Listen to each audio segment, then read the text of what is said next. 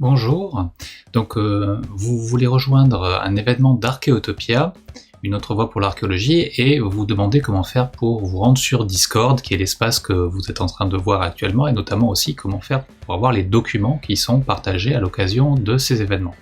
Alors nous allons voir ensemble quelles sont les manipulations à faire.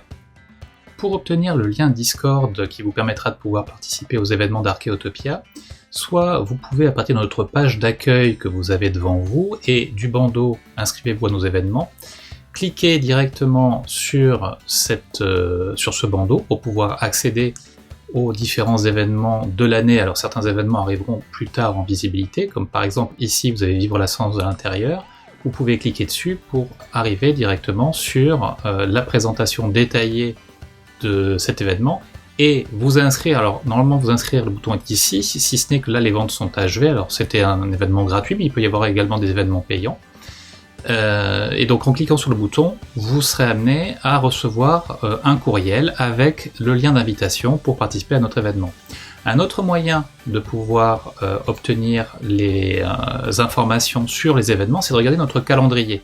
Donc vous pouvez voir que sur le calendrier d'Archéotopia, donc le calendrier qui se trouve tout simplement dans l'agenda, quand vous êtes sur Archéotopia, vous avez une rubrique ici Agenda, et vous pouvez voir que nous avons déjà un certain nombre d'événements qui sont alors des événements qui sont parfois annuels à l'intérieur de l'association, mais également des événements externes. Ça, en développant vous le saurez, en développant l'élément. Par exemple, ici vous avez le lien Discord directement. Parfois il faudra faire une inscription pour pouvoir recevoir ce lien.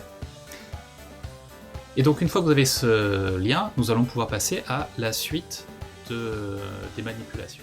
Par exemple, un courriel, comme c'est le cas ici avec un des événements Eventbrite, où vous voyez à cet endroit-ci un lien Discord, et à partir de cette invitation, vous allez pouvoir rejoindre l'espace d'Archéotopia sur Discord. Vous avez récupéré le lien soit par le courriel, donc vous cliquez directement sur le lien du courriel, soit vous le copiez-collez et vous envoyez le lien. Donc il va vous ouvrir une page, donc ça peut être sur n'importe quel navigateur, hein. Ça peut être, là je suis sur Safari, mais ça peut être sur Chrome, Firefox, n'importe lequel.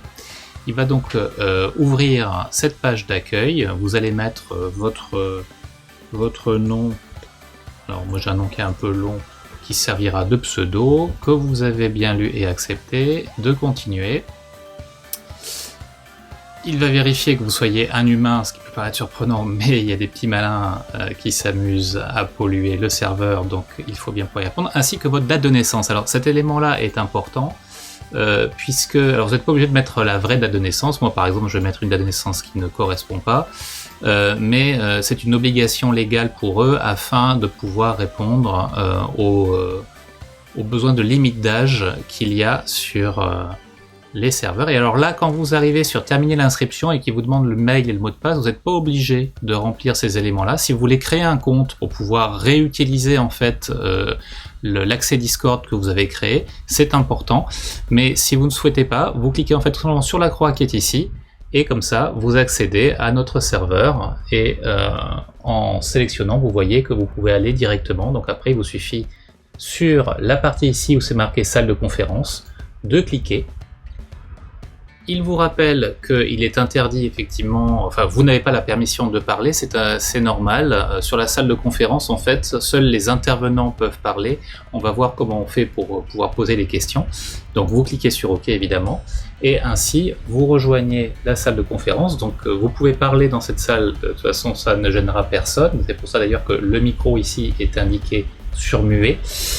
Et sur la salle de conférence, vous avez un autre qui s'appelle salle de conférence, mais vous pouvez observer que c'est un dièse. Ici, vous avez un haut-parleur, et ici, vous avez un dièse.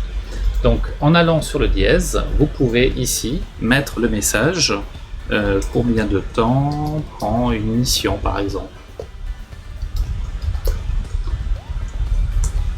Et le modérateur va voir qui se trouve donc dans la salle de conférence, verra votre question et la posera à l'intervenant. Donc là, l'intérêt qu'il y a, on va dire, c'est que ça permet d'une part à pouvoir répondre à toutes les questions dans l'ordre où elles sont posées, et par ailleurs de ne pas perturber les interventions des conférenciers.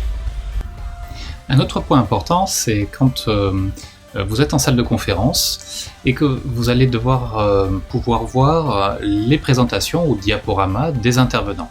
Donc pour ça, l'animateur va lancer ce qu'on appelle un stream sur Discord. Donc une troisième fenêtre va apparaître. Cette fenêtre, il faut que, ici, vous pouvez la voir, il est marqué « Regardez le stream ». Donc vous cliquez dessus afin de pouvoir lancer la présentation qui va être partagée avec vous. Voilà, on la voit à l'écran. Et donc la personne va ensuite lancer la présentation et pourra voir, il y a toujours un petit temps de latence sur Discord, vous pourrez voir ainsi les différentes diapositives au fur et à mesure que l'intervenant va les faire défiler. Vous voulez poser une question là-dessus, vous pouvez tout à fait changer de canal et venir écrire votre message à l'endroit que nous avons vu tout à l'heure. Vous ne quittez pas, vous voyez que la fenêtre ici s'affiche pour pouvoir continuer à voir quels sont les éléments qui sont mentionnés par l'intervenant.